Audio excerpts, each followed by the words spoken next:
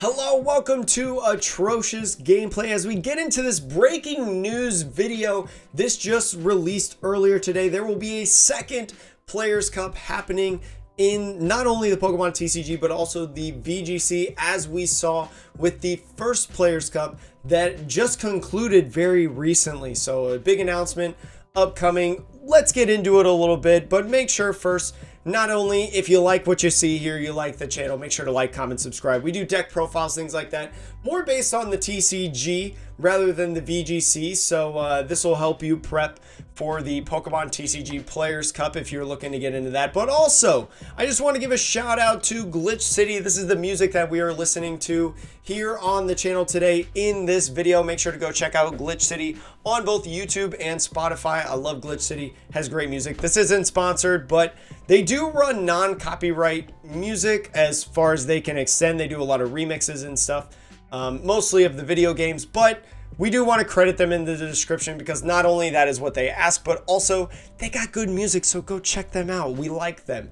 Anyways, let me give you a little bit of backstory, especially on the TCG, because the video game Players Cup went super well, but there was a huge problem with the TCG Players Cup. Now, the TCG Players Cup was based around event tickets, which was a currency, or which is a currency in the game, I should say, that allows you to complete in what they call events to gather tournament rep. Now, if I'm the best player in the world and I had no tournament tickets, it would have been very, very, very, very hard for me to compete in this event, gather tournament rep, things like that. If Susie, who's been playing Theme Deck Ladder only for the last 7 years, you know, never spent tournament rep, just really wants to collect the cards, doesn't matter about building ADP Zacian or Eternatus or anything like that, decides that, oh, maybe I want to compete in the event with my 500 tournament tickets, Sally's going to have a much easier time qualifying, assuming that she can get past round 1 every single time, than myself, who literally has to grind from 0 to get tournament tickets, which are very limited, I would say. So, one thing that we did get from an August 11th patch that you may remember is that tournament keys have been added as a new digital currency and will be required for entry into some special tournament events. The special tournaments events clause, we kind of figured it was like a Players Cup or something of that nature, because at the time that this was released, the first Players Cup was going on, so like this kind of hinted at a second Players Cup happening in the future. We just didn't know exactly when.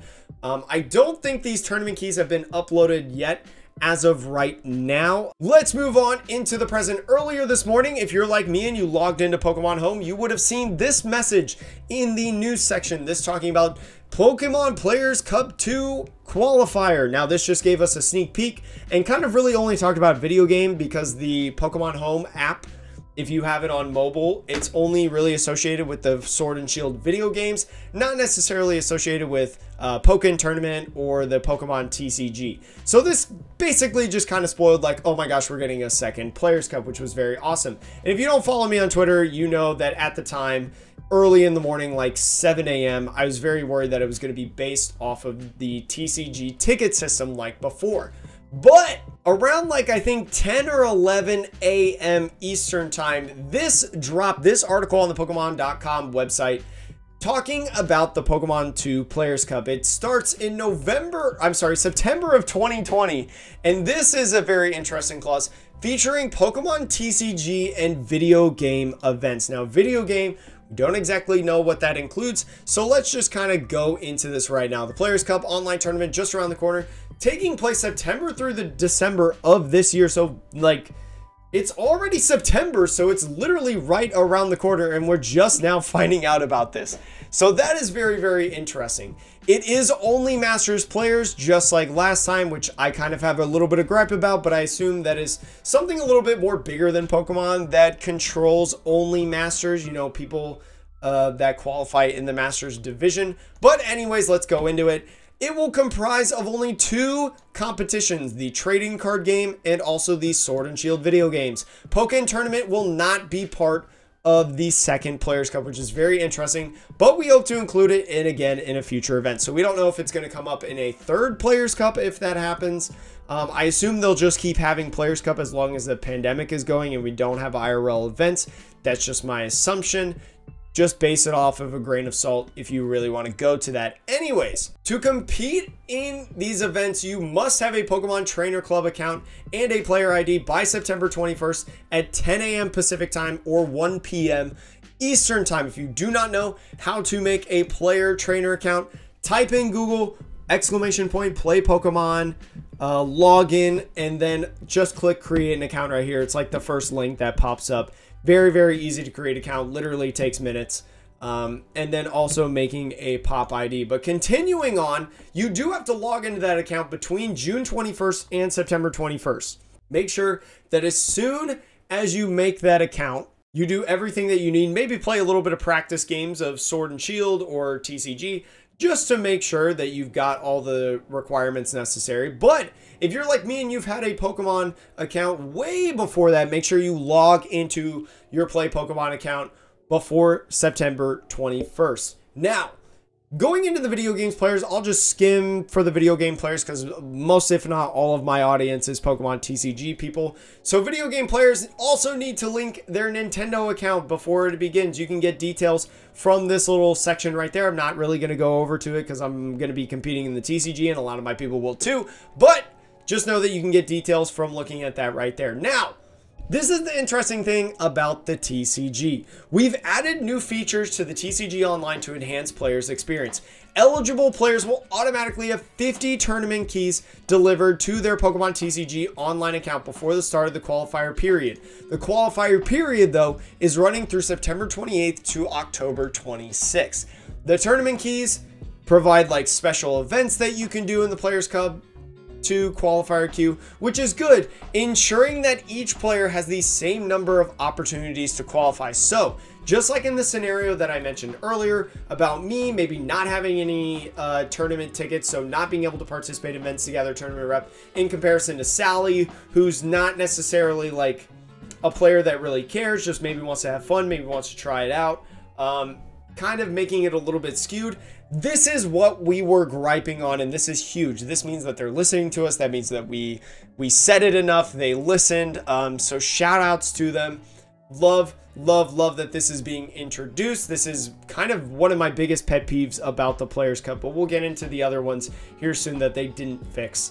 Anyways, and then it talks about the different things that it will be streamed. It will be streamed on Pokemon.com, just kind of similar to how it was, where I think it was pre-recorded matches and things like that they rebroadcasted onto Twitch and stuff, kind of as a live premiere type thing. But we got to get more information, including the rules, eligibility requirements, dates, etc. So we go to this one. So now you could go to the different ones as of right here. Again, we're just going to kind of stick to the TCG, but I'm going to go over this part too. Again, limited to the Masters Edition and additional rules may apply. This will be travel awards.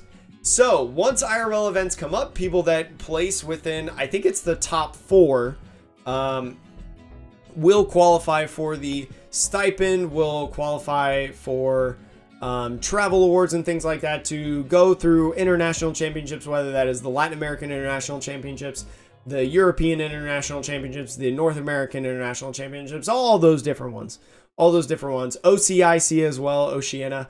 But for both the Sword and Shield and trading card game qualifiers, it's going to be, for the finals at least, for the finals, 4 players from each of the 4 divisions or regions: North American, Europe, Latin America, and Oceania. This does not include the region like Singapore that was cut out for the Players Cup and then also kind of ousted into their own thing.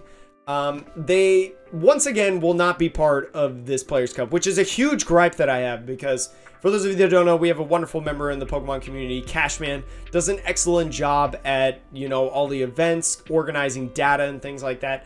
They will not be able to participate as a player in this Players Cup, which it's not just them that are being ousted. It is a whole group of people, a whole group of wonderful players of Pokemon and great Pokemon players that are ousted once again. So top 4 players will receive a travel award for a future international championship of their choosing for both the trading card game and Pokemon Sword and Shield. And then TCG players, just like last time, will get special in-game box and sleeve. So very, very cool. Very, very interesting. Kind of, they fixed some of the gripes that we've had, especially with the system of how to qualify originally. Now they just got to fix inviting everybody in.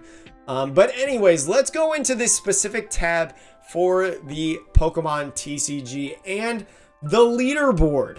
So one of the big things that we mentioned with the tournament keys that are going to be there to make sure that everybody gets the same amount, these 50 tournament keys are going to be the only keys that you get during the qualifying period of September 28th to October 26th. Each key provides one entry to a standard format tournament in that queue. So you're going to be able to participate in 50 tournaments, which in my mind is actually like a pretty good amount. I'm not going to lie. I think 50 is a really solid number, and each tournament key provides one tournament. I think that's really, really good.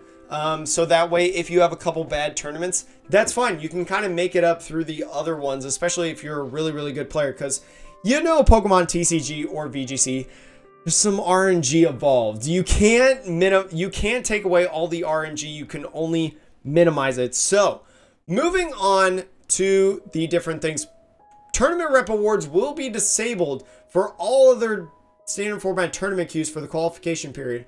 So only the players that will appear in the October standard format tournament rep leaderboard will be those participating in the Players Cup qualifier. Now, I don't know if that's because they're still going to be using the events and they're just going to cost one tournament key, or if it's just like they're just going to take it out online. So then there's no confusion about where you stand, where you qualify, things like that. It could be either or of those. So in order to receive these tournament keys, a player must meet all the eligibility requirements. So you got to log in, you got to make an account, everything like that. Tournament keys will appear in accounts on September 25th. So I was joking about earlier how I didn't know if they were implemented or not. This right here, tournament keys appear on accounts September 25th. So again, make sure that you make an account and you log in before September 21st. And if you haven't logged in since, like, I don't know, the pandemic started, make sure that you log in right now after this video ends. Now, tournament rep, it's still going to be called tournament rep, but specifically for the special tournaments and things like that, first place, 5 points. Second place, 3 points. Third and fourth place, 1 point. And 5 and 8th is 0. Now, this is different because I believe in the first Players Cup, no matter what, if you entered a tournament, you got tournament rep, whether you got 5th place or you got first place. Or I'm sorry, whether you got 8th place or whether you got first place. You could get dead last, you could immediately scoop after your game, but you could still get tournament rep. Another gripe that I had. Now you at least have to win a single round to get a point, which I like much, much, much better. I like that way, way better, personally. Now, in order to advance throughout the tournament and to qualify for that top floor, North American players, 256. Europe, 256. Latin America, 256.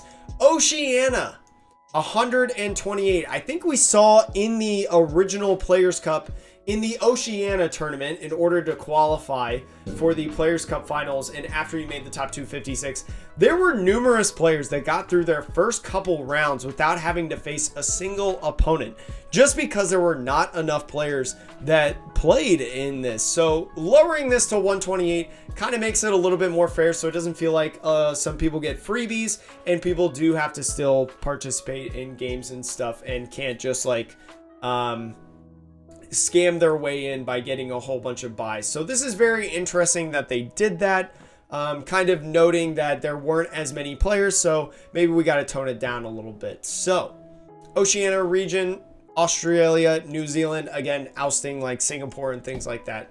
So bleh. So then moving on, once you've hit that top 256 or top 128, you'll compete in a regional qualifier within the region.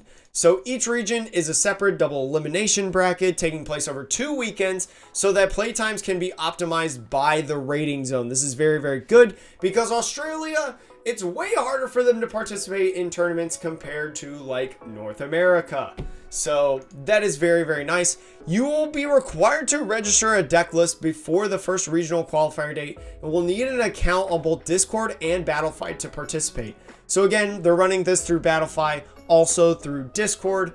This is after, I believe this is after you make the top 256 or 128. This does not require you to have it during this qualification period of September 28th through October 26th. For that qualifying, I think you need all this stuff during then. But I highly encourage anyway, if you plan on participating in this or you plan on chasing an invite to this, that you just go ahead after this video, make a Discord account, make a Battlefy account if you do not have one already.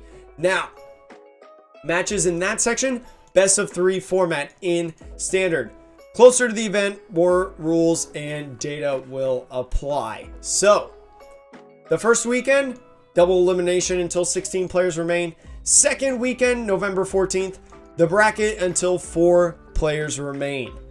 Now, the global finals, which is kind of what you've seen if you watch this, if you watched it online through their streams and stuff.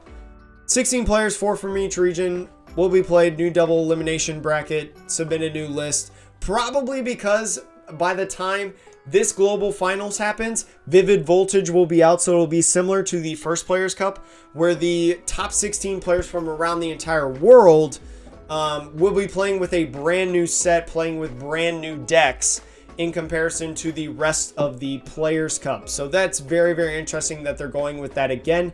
I'm not 100% sure how I felt about that, to be honest, because especially as me, someone who plays just about every day in the Pokemon TCG, by the time the Players Cup was aired, we already found better optimized lists, if that makes sense. But thankfully, we did see like Jack Miller, who won the Players Cup, use a Bronzong that nobody had really thought about up to that point, and then Tord playing Inteleon, which Inteleon was already popular at that specific point. So again, make sure you log in and stuff. Make sure you opt to the terms of use so that you can play in this. You got to be in one of the regions, and then also you have to be in the Masters division. So thank you so much for watching this video. Let me know how you feel about this as of right now in the comments below. Again, if you want some preparation, there are numerous great people out there to go watch, but I highly encourage that you drop a follow on twitch.tv/atrociousgameplay and also sub to the channel. Again, music, we're listening to Glitch City, very wonderful music. I hope that you enjoyed this video. Remember, we're not very good at video games, but we have a fun time doing it, and let's hope that we qualify for Players Cup 2. I think this is something, as of right now, that I want to go into and try to qualify for, so let's see if we can do it. Hope to see you again soon.